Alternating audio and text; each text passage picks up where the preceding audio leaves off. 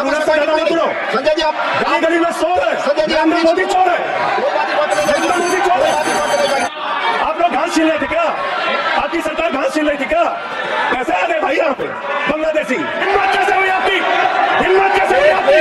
आप हमारे पूर्वांचल के भाइयों को रोहिंग्या कहेंगे? हिम्मत कैसे हुई आपकी? हिम्मत नहीं होनी चाहिए आपकी। और वो चाहे पूर्वांचल हो, चाहे रोहिंग्या हो, चाहे बांग्लादेशी हो, चाहे घुसपैठिया हो, वो सब उसमें आते हैं। अगर जेल वेल की बात करोगे ना, जिस दिन सत्ता परिवर्तन होगा एक भी आदमी बाहर नहीं दिखेगा। ऐसी बातें मत करो, आपस में बात नहीं। संजय जी, धमकी देने की बातें मत करो। संजय जी, आपस में कोई बात नहीं। संजय जी प्लीज, अडानी की दलाली करने वाली सरकार हमसे सवाल कर रही है। संजय जी लोग इसे बोलेंगे, ये रास्ता चल के बोलेंगे। नरेंद्र मोदी का दोस्त अडानी बांग्लादेश को बिजली सप्लाई करता है। 10 साल से यहाँ पे महामानव की सरकार है। जेल 3 घंटे ईडी सीबीआई दे दो, सबको भेज दूंगा। आप ही का चेहरा दिख रहा है सर। नहीं, मेरा चेहरा नहीं, चेहरा आपका दिख रहा, बोलिए तो सर। आप बोलिए। गाय काटने वाली कंपनी से चंदा लेने वाले लोग मेरे ऊपर सवाल उठा रहे हैं। आपस में बात नहीं। गाय काटने वाली कंपनी से चंदा लेने वाले लोग दिल्ली में जो चुनाव करा रहे हैं मान्यवर, ये घपले से जीतना चाहते हैं, चुनाव घोटाले से जीतना चाहते हैं। दिल्ली में ये चाल चलेगी नहीं, याद रखना। केजरीवाल और आम आदमी पार्टी यहाँ पे बैठी है, यहाँ पे ये चाल नहीं। बच्चों शांत हो जाओ, बच्चों शांत, बच्चों शांत। लोग टूट जाते हैं एक घर बनाने में, तुम तरस नहीं खाते बस्तियां जलाने में, लोगों को उजाड़ना बंद करो। तुम्हारी तानाशाही के आगे झुकेंगे नहीं करते। भारत की क्या स्थिति है मान्यवर? मोदी जी के राज में क्या स्थिति है? 5%, देश के 5% लोगों के पास देश की 60% संपत्ति है और देश के 50% लोगों के पास मात्र 3% संपत्ति है। और पिछले 2012 से लेकर अगर 21 तक का आप रिकॉर्ड इनका देखेंगे तो 40% संपत्ति 1% लोगों के पास गई है। यह इनकी समाजवाद की विचारधारा, यह इनकी बराबरी की सोच, यह किस तरीके से ये भारत के अंदर गैर बराबरी को जन्म दे रहे हैं। समाजवादी आंदोलन में नारा लगता था, समाजवादी आंदोलन में नारा लगता था, जब तक दुखी इंसान रहेगा धरती पर तूफान रहेगा। नारा लगता था, रोटी कपड़ा और मकान मांग रहा है हिंदुस्तान। नारा लगता था, धन और धरती बट के रहेगी, भूखी जनता चुप न रहेगी। लेकिन आज भारत को इस हालत में इन्होंने पहुंचा दिया मान्यवर, जहां पर 3% संपत्ति 50% लोगों के पास है और 5% लोगों के पास देश की 60% संपत्ति है। इसके आगे हमारा संविधान कहता है सेकुलरिज्म की बात, धर्मनिरपेक्षता, जिसका खुलेआम आप विरोध कर रहे हैं। ये एक ऐसी सरकार है, हमारे प्रधानमंत्री जी भारत के संविधान पे शपथ लेकर देश के प्रधानमंत्री बने। यहां पे बैठे हुए सांसद संविधान की शपथ लेते हैं, मंत्री संविधान की शपथ लेते हैं, लेकिन संविधान में लिखी हुई बातों को नहीं मानते। धर्मनिरपेक्षता से इनको मतलब नहीं है। हमको अगर दर्शन करना होता है मान्यवर तो हम काशी जाते हैं, महाकाल का दर्शन करने उज्जैन जाते हैं, प्रभु श्री राम का दर्शन करने अयोध्या जाते हैं। लेकिन भाजपाइयों को जब दर्शन करना होता है तो ये मस्जिद में भगवान का दर्शन करने जाते हैं, मस्जिद में भगवान का दर्शन करने जाते हैं, मस्जिद में मंदिर खोज रहे हैं पूरे देश के अंदर। तो इसलिए मान्यवर, इसलिए मैं इनसे कहना चाहता हूं, घबराओ, चीखना चिल्लाना शुरू कर देते हैं जैसे ही बोलता हूं, चीखना चिल्लाना शुरू। मान्यवर, ये भारत खोदो योजना चला रहे देश में, भारत खोदो योजना। अरे मैं कहता हूं अगर इतना ही खोदना है, कल को कोई आके दावा करेगा संसद को खोद दो, कम से कम प्रधानमंत्री की डिग्री मिल जाएगी, उसका तो पता चल जाएगा कहां है। संसद खोद दो, ये भारत खोदो योजना बंद करो, इससे देश का विकास होने वाला नहीं है। आपने शिक्षा में क्या हालत की देश की? माननीय शिक्षा मंत्री जी यहाँ पे बैठे हुए हैं, मैं बताना चाहूंगा शिक्षा के स्तर को आपने कहां पहुंचा दिया। 11 लाख, अरे क्या क्या यहां बोला गया मैंने खूब सुना है, आप ही लोगों से सीखा है। 11 लाख बच्चों को सरकारी स्कूल से दूर किया गया, 11 लाख बच्चों को। यह देश के अंदर शिक्षा की व्यवस्था है और इसमें सबसे ज्यादा मान्यवर, अगर किसी राज्य की भागीदारी है जहां पे सबसे ज्यादा बच्चे सरकारी स्कूल से दूर हुए हैं, पिछले 8 महीने का आंकड़ा शिक्षा मंत्रालय ने लोकसभा में रखा, 11 लाख में से अकेले 7,84,000 बच्चे उत्तर प्रदेश में सरकारी स्कूलों से दूर गए। ये कर रहे हैं शिक्षा के नाम पे आप। देश की शिक्षा की व्यवस्था की हालत यह कर दी आपने। 63,000 बच्चे आसाम में सरकारी स्कूलों से दूर हुए। ये सरकार का आंकड़ा, मैं अपनी ओर से नहीं पढ़ रहा हूं।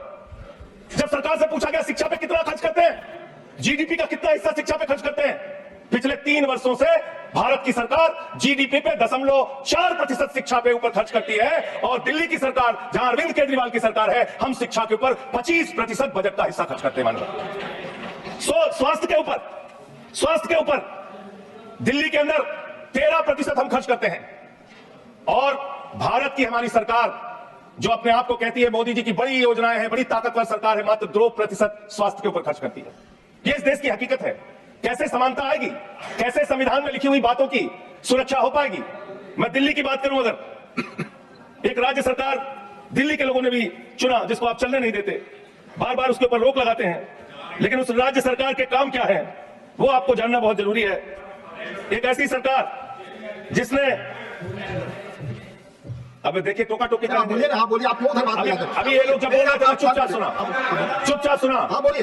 अगर जेल वेल की बात करोगे ना, जिस दिन सत्ता परिवर्तन होगा एक भी आदमी बाहर नहीं दिखेगा। ऐसी बातें मत करो, आपस में बात नहीं, ये धमकी देने की बातें मत करो। संजय जी आपस में कोई बात नहीं, संजय जी प्लीज नहीं कोई नहीं, आपको आपस में उन्हें कंट्रोल कीजिए सर। सभी लोग आपस में प्लीज, आप प्लीज आप बैठे प्लीज, सर धमकी देकर काम मत करो। आप विषय पे बोले अडानी की दलाली करने वाली सरकार हमसे आप सवाल बोले कर रही विषय है। पर, संजय जी जो विषय बोलेंगे विषय पर बोलिए प्लीज, विषय पर बोलिए प्लीज। अडानी की दलाली करने वाले हमसे सवाल करेंगे। मुझे लगता है कि संजय जी अपना आपा खो गए हैं और उन्होंने अपनी शब्दावली को ध्यान में रखना चाहिए, और ये जो उन्होंने शब्द वाक्य इस्तेमाल किया है एक्सपेंड होना चाहिए। प्लीज सर मैं दिल्ली का काम बता रहा हूँ। आप दिल्ली का काम बताइए, आपस में दिल्ली की सरकार ने क्या किया है संविधान की रक्षा के लिए? दिल्ली की सरकार ने क्या किया है इस देश के नागरिकों को मजबूत बनाने के लिए? दिल्ली की सरकार ने क्या किया है शिक्षा और स्वास्थ्य पे काम करने के लिए? दिल्ली की सरकार ने क्या किया है बाबा साहब के लिखे गए एक एक शब्द को जमीन पे उतारने के लिए? दिल्ली के अंदर शिक्षा में हमने 25% खर्च किया, स्वास्थ्य में हमने 13% खर्च किया, दिल्ली में हमने बिजली फ्री दिया। पूरे देश में पहली सरकार है जो बिजली फ्री देने का काम करती है। दिल्ली के अंदर केजरीवाल जी ने 200 यूनिट बिजली फ्री, 400 यूनिट बिजली आधे दाम पे दिया। दिल्ली के अंदर केजरीवाल की सरकार ने इलाज मुफ्त किया, पानी मुफ्त दिया। दिल्ली के अंदर सीट पर बैठ कर बुजुर्गों को तीर्थ यात्रा कराने का काम किया। बुजुर्गों को तीर्थ यात्रा कराने का काम किया दिल्ली की सरकार ने। दिल्ली की सरकार ने माताओं बहनों के लिए बस की यात्रा फ्री करने का काम किया। और अगली योजना आ रही है, दिल्ली में केजरीवाल मुख्यमंत्री बनेंगे, दिल्ली की महिलाओं को 2100 रुपए हर महीने उनके खाते में पहुंचाया जाएगा। हम महिला को सशक्त करेंगे, मजबूत करेंगे। संविधान पर भी बोलिए, संविधान पर बोलिए संजय जी।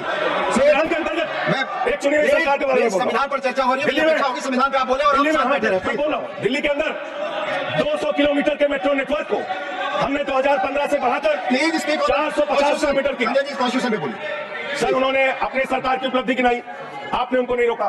प्लीज, अगर हम दिल्ली में एक चुनी हुई सरकार के काम को बता रहे हैं, हम सबसे आग्रह कर रहे हैं अपने विषय पर बोलिए। जिस राज्य से मैं चुना गया हूँ आपसे भी कर रहे हैं, उस राज्य में क्या काम हो रहा है, क्या ये देश इनको दर्द क्यों हो रहा है? प्लीज विषय संविधान पर चर्चा, तकलीफ क्यों हो रही है? संविधान पर चर्चा हर सदस्य से इनको तकलीफ क्यों हो रही है? हर सदस्य से मैं अपेक्षा करता हूं संविधान पर बोले तो दिल्ली में प्लीज।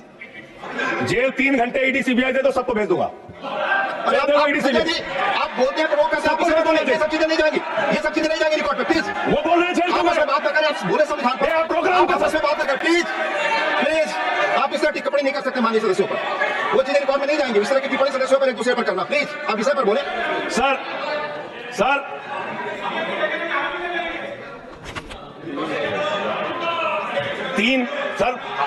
आप ही का चेहरा दिख रहा है सर।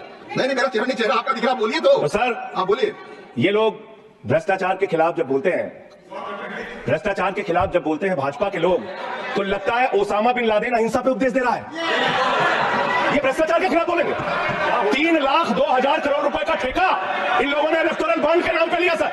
3,02,000 करोड़ रुपए का ठेका इन लोगों ने इलेक्टोरल बॉन्ड के नाम पे दिया है। सर विषय पर बोलिए सर। जो आप मालूम है कि विषय पर बोले, गाय काटने वाली कंपनी से चंदा लेने वाले लोग मेरे ऊपर सवाल उठा रहे हैं। आपस में बातें गाय काटने वाली कंपनी से चंदा लेने वाले प्लीज लोग, ये मंत्री का है। आप विषय पर बोले संजय सर देश के अंदर एक चुनी हुई सरकार है, संविधान के तहत वो सरकार चुनी हुई है, संघीय ढांचे का जिक्र उस संविधान के अंदर किया गया है, उसको आप क्यों नहीं मानते? दिल्ली की सरकार को क्यों नहीं चलने देते? हमारे सारे काम पे रोक क्यों लगाते हैं? आपने सबसे बेहतरीन देश की काम करने वाली सरकार है, कैसी सरकार? जब अमेरिका के राष्ट्रपति की पत्नी हिंदुस्तान आई तो मोदी जी ने पूरे देश का हवाला दिया। गुजरात का स्कूल देख लो, मध्य प्रदेश का देख लो, उत्तर प्रदेश का देख लो, हरियाणा का देख लो। उसने कहा हमें केजरीवाल का स्कूल देखना है, मनीष सिसोदिया ने जो स्कूल बनाया वो स्कूल देखना है। ये काम हमने किया। आज दिल्ली के स्कूल मॉडल की चर्चा पूरी दुनिया में हो रही है, अस्पताल के मॉडल की चर्चा पूरी दुनिया में हो रही है। ये मंत्री है सरकार के। बच्चों शांत हो जाओ, बच्चों हल्ला मत करो, बच्चों शांत, बच्चों हल्ला मत करो। बच्चों शांत, मान्यवर, ये हमारा टाइम खाने की कोशिश कर रहे हैं। दिल्ली के अंदर चुनाव होने जा रहा है। चुनाव भारत के संविधान का एक बड़ा पर्व माना जाता है। संविधान ने हमें ताकत दी, अपने हिसाब से विधायक चुनिए, अपने हिसाब से सांसद चुनिए, वही मंत्री बनता है, मुख्यमंत्री बनता है, प्रधानमंत्री बनता है। दिल्ली में चुनाव क्या हो रहा है? दिल्ली में कैसे चुनाव कर रहे हैं लोग? ये महाराष्ट्र और हरियाणा का प्रयोग, चुनाव घोटाले का प्रयोग दिल्ली में करना चाहते हैं। और वो कैसे करना चाहते हैं? कैसे करना चाहते हैं? ध्यान से सुनिएगा सर। दिल्ली के अंदर ये चुनाव घोटाले की मैं रिपोर्ट लेके आया हूं। ये रिपोर्ट आज पूरे देश को पता होनी चाहिए। दिल्ली में जो चुनाव करा रहे हैं मान्यवर, ये घपले से जीतना चाहते हैं। शाहदरा में भारतीय जनता पार्टी के एक पदाधिकारी ने 11,008 वोट कटवाने की अर्जी दी। जनकपुरी में भारतीय जनता पार्टी के 24 कार्यकर्ताओं ने 4,874 वोट कटवाने की अर्जी दी। तुगलकाबाद में भारतीय जनता पार्टी के 15 कार्यकर्ताओं ने 2,435 वोट कटवाने की अर्जी दी। क्या चुनाव के बारे में बोलना? प्लीज आप बैठे, प्लीज। क्या संविधान के अंदर ये चुनाव नहीं होता सर? आप बोले सर, चुनाव के बारे में आप बोले। हाँ तो आप फ्री एंड फेयर इलेक्शन संविधान ने दिया। तुगलकाबाद में सर, तुगलकाबाद में एक बूथ है, बूथ नंबर 117, वहां कुल 1337 वोट है, उसमें से 554 वोट कटवाने की अर्जी 2 बीजेपी के कार्यकर्ताओं ने दी। पालन में भाजपा के 9 कार्यकर्ताओं ने 1641 वोट कटवाने की अर्जी। रजौरी गार्डन में सर, चुनाव का अधिकार संविधान ने दिया। सर, चुनाव का अधिकार संविधान ने दिया। क्या हम चुनाव के घपले में नहीं बोलेंगे? क्या चुनाव के घपले में नहीं बोलेंगे?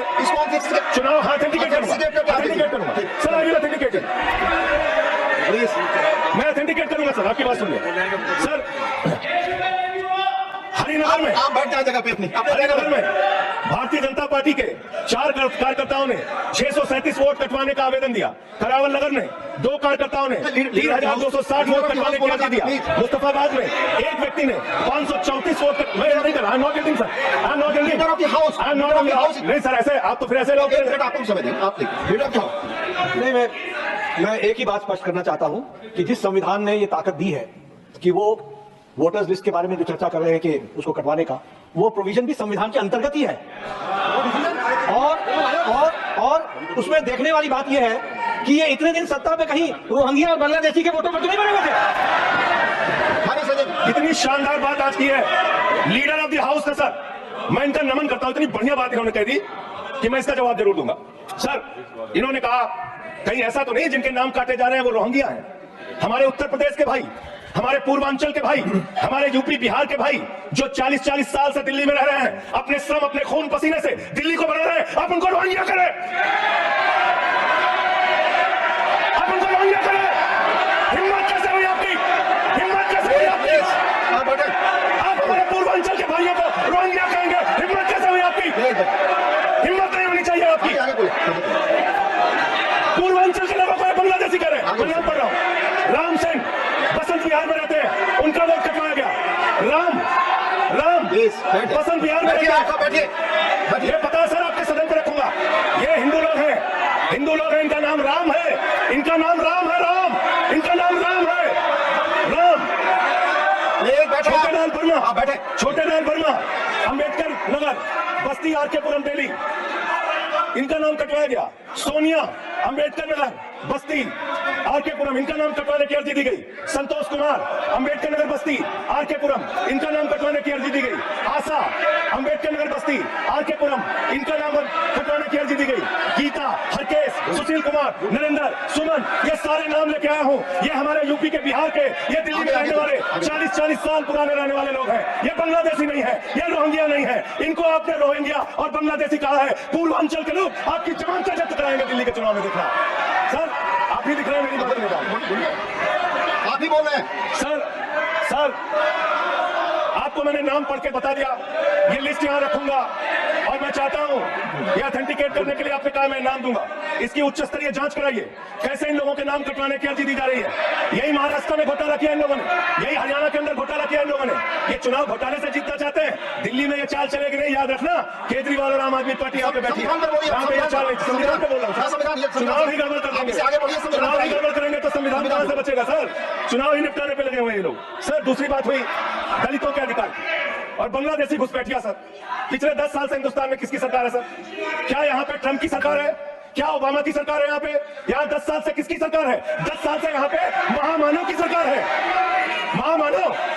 महामानव की सरकार है 10 साल से। मैं महामानव से पूछना चाहता हूँ, नरेंद्र मोदी जी से पूछना चाहता हूँ, अमित शाह जी से पूछना चाहता हूँ, सीमा की सुरक्षा किसके जिम्मे है? अमित शाह के जिम्मे है। सीमा किससे लगती है बांग्लादेश की? त्रिपुरा से लगती है, आसाम से लगती है, बंगाल से लगती है। कोई बांग्लादेशी त्रिपुरा से, बंगाल से, आसाम से, झारखंड पार करके, यूपी पार करके, बिहार पार करके दिल्ली कैसे आ गया? आप लोग घास छीन रहे थे क्या? आपकी सरकार घास छीन रही थी क्या? कैसे आ गए भाई यहाँ पे बांग्लादेशी? और 10 साल में 10 बांग्लादेशी घुसपैठिया दिल्ली से भगाया हो तो उसका नाम बता दो। 10 साल में 10 बांग्लादेशी घुसपैठिया दिल्ली से भगाया हो तो उसका नाम बताओ ना। राजनीति क्यों करते हो? नरेंद्र मोदी का दोस्त अडानी बांग्लादेश को बिजली सप्लाई करता है। आप इसे बिजली सप्लाई करता है। प्रधानमंत्री बनाते हैं। भारत की बिजली चोरी करके बांग्लादेशियों का घर रोशन करते हो। हमें ज्ञान बता रहे हो, हमको ज्ञान बता रहे हो। हजारों करोड़ की बिजली चोरी करके झारखंड की बिजली, सर आप ही आ गए सर, मेरा तो नाम गायब हो जाता हूँ सर। झारखंड की बिजली चोरी करके, भारत की बिजली चोरी करके अडानी बांग्लादेश को पहुंचाता है। ये आप ही सब्सिडी करेंगे सर? इसको भी करेंगे। कितना आप बोलेंगे सब हाजिर कर देंगे साहब। आप ही सब्सिडी करेंगे? हाँ एकदम करेंगे। ये दोहरी नीति नहीं चलेगी। आपके लड़के कतर के शेखों के साथ बिजनेस करेंगे, दुबई के शेखों के साथ बिजनेस करेंगे, यहाँ मुसलमानों के खिलाफ हिंसा की बात करोगे। मैं एक बात इन लोगों को समझाना चाहता हूँ, दिल्ली चुनाव में आ रहे हो, शांति से आना, एकदम शांति से आना। यहाँ पे अगर गंदी राजनीति की, हिंदू मुसलमान किया तो हमने दिल्ली वालों को सिखा दिया है। जब तुम कहोगे हिंदू मुसलमान, वो कहेंगे स्कूल अस्पताल, स्कूल अस्पताल, स्कूल अस्पताल। आपको मैं बताना चाहता हूँ, यहाँ किसी भी तरह की तानाशाही और दादागिरी दिखाने की कोशिश मत करना। दिल्ली का चुनाव मुद्दों के ऊपर लड़िए, चुनाव का घोटाला मत कीजिए। चुनाव हार रहे हो तुम 3 बार से, तो तुम सोच रहे हो वोटर लिस्ट में गड़बड़ी करा देंगे। इससे काम नहीं चलेगा सर। हम काम की बात करते हैं, दलितों के अधिकार की बात यहाँ पे हुई, दलितों के अधिकार की बात। मान्यवर ST, SC, OBC, ये 3 कैटेगरी, ST, SC, OBC, ये तीन कैटेगरी में भारत सरकार के अंदर ज्वाइंट सेक्रेटरी लेवल पे और सेक्रेटरी लेवल पे 322 अधिकारी हैं। और सरकार का आंकड़ा है, मेरा नहीं। ये क्या कह रहे हैं? ये कह रहे हैं दलित SC कैटेगरी के अनुसूचित जाति 16, ST 13, 39 OBC और 254 जनरल कास्ट के लोग हैं। ये आपका दलितों, पिछड़ों और आदिवासियों के प्रति न्याय है। ये कर रहे हैं आप उनके साथ। लेटरल एंट्री के जरिए आप दलितों, पिछड़ों, आदिवासियों का आरक्षण खा रहे हैं। आप IAS की नौकरी में बहुत सारे बच्चे, 125 बच्चे हैं सर, जिनको इन्होंने क्रीमी लेयर के नाम पे IAS, PCS, IFS बनने से वंचित कर दिया। ये इनका इतिहास है। ये कर रहे हैं दलितों के साथ सर। मंदिरों में घुसने नहीं देते। इनकी मानसिकता ये है, इन्होंने अयोध्या में मंदिर का शिलान्यास किया। उस समय हमारे प्रधानमंत्री गए, मुख्यमंत्री उत्तर प्रदेश के गए, राज्यपाल भी गई। उस समय के राष्ट्रपति रामनाथ कोविंद जी को नहीं बुलाया इन्होंने। मंदिर के उद्घाटन में इन्होंने श्रीमती द्रौपदी मुर्मू जी को नहीं बुलाया, क्योंकि वो दलित समाज से थे, ये आदिवासी समाज से हैं। आपकी मानसिकता यह है। 100 वर्ष हो गए RSS को, एक भी दलित, पिछड़ा और आदिवासी आज तक RSS का प्रमुख क्यों नहीं बना? इसका जवाब दो, इसका जवाब दो। आप नफरत करते हैं दलितों से, पिछड़ों से, आदिवासियों से। ये आपकी मानसिकता है। इसलिए आगे कॉन्स्टिट्यूशन पढ़ता हूं सर। आगे क्या लिखा हुआ है? आगे लिखा हुआ है डेमोक्रेटिक, लोकतांत्रिक भारत देश की जनता अपने प्रतिनिधि खुद चुनती है। वोट के माध्यम से सभी के वोटों का महत्व बराबर है। जनता के द्वारा जनता का प्रतिनिधि चुना जाता है। जनता के द्वारा जनता का प्रतिनिधि चुना जाता है। उसके बाद चुनने के बाद सरकार बनती है। और आप लोग खरीद फरोख्त करके, संविधान को तार तार करके, लोकतंत्र का गला घोट के महाराष्ट्र में सरकार गिराते हो, कर्नाटक में सरकार गिराते हो, मध्य प्रदेश में सरकार गिराते हो, उत्तरांचल में सरकार गिराते हो, अरुणाचल में सरकार गिराते हो। पूरे देश में तोड़ फोड़ खरीद फरोख्त करके सरकारों को गिराने का काम करते हो। इसीलिए मैं कहता हूं, जब ये लोकतंत्र के बारे में बोलते हैं, संविधान के बारे में बोलते हैं, हम लोग यहाँ विपक्ष की तरफ से खड़े होते हैं, चीख रहे हैं, चिल्ला रहे हैं, सोच रहे हैं इनसे डर के चुपचाप बैठ जाएंगे। एक बात याद रखना, ये देश बाबा साहब के संविधान से चलेगा, किसी मोदी और अमित शाह के फरमान से नहीं चलेगा। याद रखना इसको, याद रखना। और ये जो बार बार तुम्हारा गठबंधन ईडी से है तुम्हारा गठबंधन, CBI से है तुम्हारा गठबंधन। यहाँ इंडिया गठबंधन है, वहां ईडी गठबंधन है। मानवर भ्रष्टाचार की बात मैं करूंगा। भारत के प्रधानमंत्री, जिन्होंने देश के बड़े बड़े फैशन डिजाइनरों को भी फेल कर दिया, इतना सच के चलते हैं। प्रधानमंत्री इटली का चश्मा, आप जानते हैं इटली की घड़ी, आप ये सब चीजें नहीं यहाँ हमारे नेता पे टिप्पणी हो रही है, आप नहीं बोल रहे हैं। आप नहीं बोल हमारे नेता पे टिप्पणी हो रही है, आप नहीं बोल रहे हैं। प्रधानमंत्री पर आप टिप्पणी नहीं कर आज सकते। हमारे नेता पे संवैधानिक केजरीवाल पे टिप्पणी हो रही है, आप नहीं बोल रहे हैं। आप प्लीज इसमें बोले सकते हमारा टाइम बचा है सर, आप बोले सब्जेक्ट पे बोले सब्जेक्ट पे बोल रहे हैं। हाँ, ये टिप्पणियां नहीं जाएंगी आपके रिकॉर्ड पे। सर बच्चों शांत हो जाओ, बच्चों शांत हो जाओ, बच्चों शांत, बच्चों शांत हो जाओ। मानवर, न्याय की बात, भारत का संविधान सभी नागरिकों को सामाजिक, आर्थिक, राजनीतिक स्तर पर न्याय देने का वादा करता है। ये न्याय दे रहे हैं भारत के लोगों को सर, ये न्याय कर रहे हैं भारत की जनता को, ये न्याय दे रहे हैं। आज चुनी हुई सरकारों को प्लीज बोलिए अपने विषय में बोलिए। सर ये अगर यहाँ नारा लगाएंगे आप इनको रोक नहीं जाएंगे। मैं बोल रहा हूं उनको भी और आपको भी। वो नारे लगा रहे हैं, आपने शुरू किया, माननीय प्रधानमंत्री को नहीं, मैं अगर यहाँ नारा लगाऊंगा। प्लीज आप इस पर बोलिए, संविधान पर बोलिए। तो इसलिए मैं ये कहना चाहता हूं, जरूरत से ज्यादा उतना ही काम करो जितना ठीक है। आप इधर बोले, आपस में जरूरत से ज्यादा मत उड़ो। संजय जी प्लीज, जरूरत से ज्यादा मत उड़ो। संजय जी आप गली में चोर है, संजय जी आप नरेंद्र मोदी चोर है। कोई बात नहीं, बात करें, मोदी चोर है। Please please go back to your seats. नहीं आप इधर मेरे साथ आप रुको कर ऐसे यहाँ कैसे केजरीवाल को प्लीज केजरीवाल को कैसे आप सब पीछे जाए, आप प्लीज आप पीछे जाइए, प्लीज नागर जी प्लीज आप पीछे जाइए, आप इसे बोलिए। इनको चुप रहिए सर। आपने जो भी प्रधानमंत्री जी को टिप्पणी की है और जो भी नारे उनके खिलाफ लगाए, ये भी बोलिए कि मुख्यमंत्री को जो टिप्पणी की है वो भी करें। हाँ बोलिए, वो भी हटा। आपका समय खत्म करने का प्लीज। मान्यवर, पिछले दिल्ली के अंदर कानून व्यवस्था की क्या हालत है? कल हमने महिला अदालत किया दिल्ली में। देश की राजधानी दिल्ली आज अपराधों से सहमी हुई है, परेशान है। क्या हालत है सर? 2019 से महिलाओं के खिलाफ अपराध में दिल्ली में 41% वृद्धि हुई है। 14,000 महिलाओं के खिलाफ अपराध, हिंसा का अपराध, बलात्कार का अपराध 1 साल के अंदर हुआ है। हर दिन दिल्ली के अंदर 3 से 4 रेप की घटनाएं हो रही हैं और 2019 से 3500 रेप की घटनाएं हो रही हैं और प्रतिदिन दिल्ली में 5 से 6 महिलाओं को असॉल्ट किया जाता है। ये आंकड़े हैं सर, 11 महिलाएं और बच्चियां प्रतिदिन किडनैपिंग का शिकार होती है दिल्ली में। ये दिल्ली की हकीकत है। देश की राजधानी में 35% रेप की घटनाओं में और 41% किडनैपिंग की घटनाओं में देश के 19 शहरों के मुकाबले वृद्धि हुई है। दिल्ली के अंदर ये कोर्ट ये कोर्ट दिल्ली के कोर्ट में सर आपको जान के हैरानी होगी, देश की राजधानी है दिल्ली, दिल्ली के कोर्ट में हत्या की घटना हुई। जज के सामने हत्या सर, जज के सामने हत्या की घटना हुई।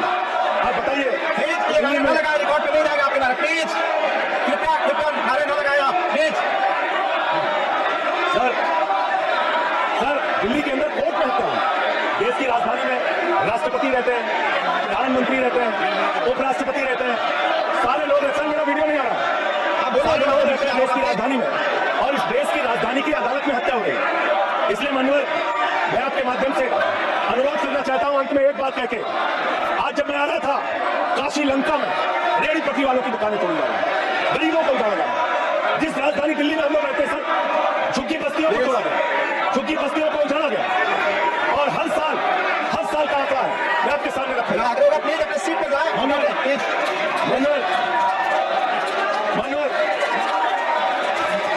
एक बशीर बद्र की लाइन है, लोग टूट जाते हैं, बस खत्म हो गया। लोगों के घर उजाड़े जा रहे हैं सर, फिर आप ही का चेहरा आ रहा है सर। गरीबों को घर उजाड़ा जा रहा है दिल्ली में। बशीर बद्र की एक लाइन के साथ अपनी बात को खत्म करूंगा। लोग टूट जाते हैं एक घर बनाने में, तुम तरस नहीं खाते बस्तियां जलाने में, लोगों को उजाड़ना बंद करो। तुमने अयोध्या में उजाड़ा, तुमने काशी में उजाड़ा, तुमने दिल्ली में उजाड़ा। ये बुलडोजर राजनीति से देश का भला होने वाला नहीं है। ये चीखने चिल्लाने से कुछ नहीं होने वाला। और तुम्हारी तानाशाही के आगे झुकेंगे नहीं कभी। ये नारेबाजी धन्यवाद बहुत बहुत धन्यवाद। प्लीज माने लीडो, प्लीज माने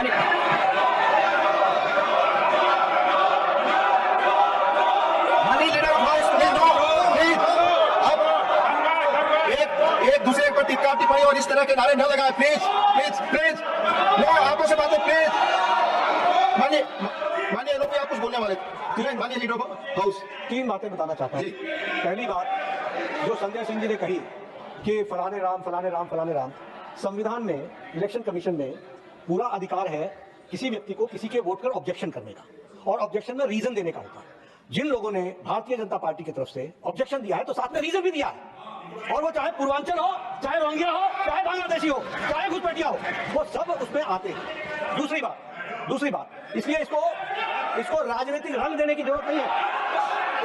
इसको संजय जी प्लीज प्लीज बैठिए। आप प्लीज बैठिए। आप मैं आपसे आग्रह करता हूँ संजय जी प्लीज बैठिए।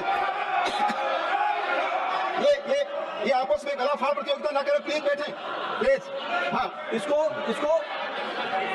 इसको संविधान के नजरिए से देखने की आवश्यकता है, और आज हम संविधान पर चर्चा कर रहे हैं। इसको राजनीतिक रंग देने की जरूरत नहीं है।